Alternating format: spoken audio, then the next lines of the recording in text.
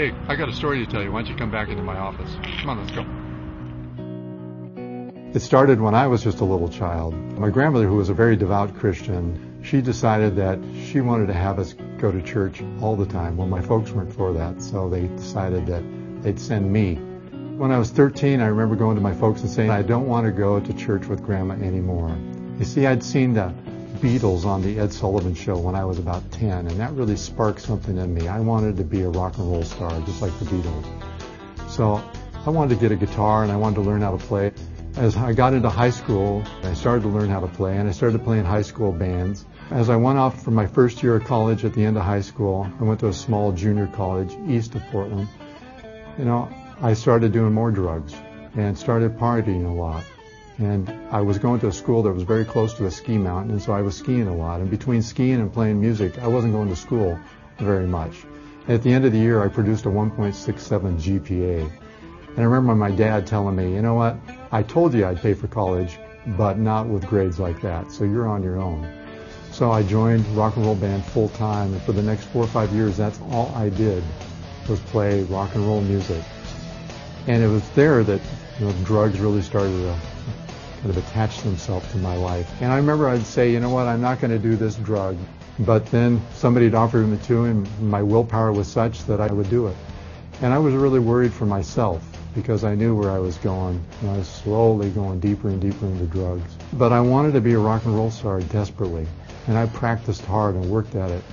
One day I was reading a magazine about rock and roll music in the industry, and I read about one of the world famous rock and roll bands. Apparently the lead singer was being interviewed, and he said that he had been all around the world a bunch of times, and he had all the girlfriends and all the parties that he wanted, but he hadn't found it there. And about that time, a fella showed up at our band house, and he had some Eastern religion experience, and he started telling us about, there is a God. It got me thinking what that fella in the rock and roll band said, there's nothing else there, and what this guy was talking about, that there is a God. I started searching for God, but I just couldn't seem to get my hands on it. Was there or wasn't there? And I was telling people, actually, I was an atheist at that time. But then one night, I finally asked God, if you're real, I need to know. And in an instant of time, I knew that there was a God. And it was just the most amazing thing. It was an incredible feeling, and it's like my eyes had been opened. We were having a party at our band house, so I burst into the room and I told people, hey, God is real. There is a God. And I thought everybody would be all excited to hear that. But instead, I freaked them out, and they all ran out of the band house very quickly. But I started looking, and I started reading Eastern philosophies and the Bhagavad Gita and the Buddhism and ontology and things like that, trying to find the answer there. But I kept running into this problem that I'd had ever since I was younger, and that was willpower. My willpower was really weak. I just couldn't get it done. I needed something to change my life. Well, one day I picked up a Bible that my grandmother had given me. I got into the New Testament, and I read about how Jesus had come as a little child into this world and had grown up, and then took the sins of the whole world upon him, which included my sins. I had to figure that he died for me too. And so I started really considering that. There was another fellow in the band who was having kind of the same thoughts as I was having at that time. And we were talking about this. Is it Jesus? Is it Buddha? Who is God, really? I mean, who represents this?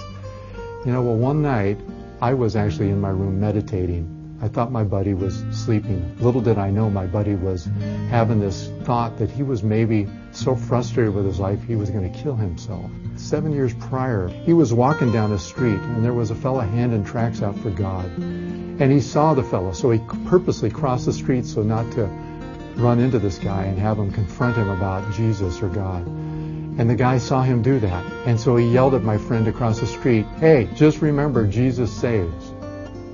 So now 7 years later, as he's thinking about killing himself, that thought comes back to him. He sees the whole scene play again. And so he dropped to his knees and he said, Jesus, if you're real, save me.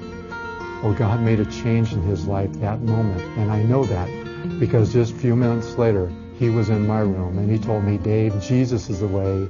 Jesus is the one we've been looking for. And he prayed with me that night, and God saved me. Now, I didn't know what had happened to me, but I'll tell you what, the next morning when we sat down for breakfast and we passed around the drugs like we always did, I didn't take any. And I pushed away from the table and I thought, that is real strange. because normally I was the first guy to get the drugs. One day, shortly after that, we were driving back from setting up our equipment at a gig, and we taken a couple wrong turns into an area we didn't know, and we ended up in southeast Portland, and we saw this church, and we stopped because it had this amazingly big sign that says, Jesus, the light of the world. And my friend said, anybody who's got a sign that big has got to have something. So we grabbed our girlfriends, and that Sunday we went. And I heard them preaching about God and Jesus and salvation, and it registered in my heart, and I realized that's what happened to me. I started talking to God, praying and saying, okay, what would you have me to do with my life? I was still playing in the rock and roll band, but God was leading me. And one day he showed me really clearly, you know what? You need to do something else. So I quit the rock band. And I didn't know what else to do with my life. I got a summer job. And as I was finishing up the summer, the fellow that I was working with, an older man, a window washer, he said, what are you going to do now? And I said, well, I think I'm going to be a window washer. And he said, no, don't be crazy. Go out and get an education. Make something of yourself. So I went to school. I was a little concerned that I actually had the right stuff to do well in college. But you know, the amazing thing was, God helped me. I think I ended up with a 3.99 for the year. Well, that was something different. I'll tell you what, all of a sudden the problems that I used to have with willpower and ability to set my mind to something and get it done basically were gone. My dad had a construction company. He'd started it back in 1950. And I had worked summer jobs with him. So I decided I'm going to go to school and get a degree in engineering. My girlfriend, Glenda, and I got married. And we moved to Corvallis together. And when we got out of college, we had children. God was always there leading us each step of the way. Well, now my kids are grown. In fact, 2 of my kids have their own kids. It's amazing to watch how my Christian kids now are starting to raise their little babies. You know, and it's all because of that little child that came to earth so long ago. As I've seen other people go through this, it's not what he did for me. It's what he can do for all of us.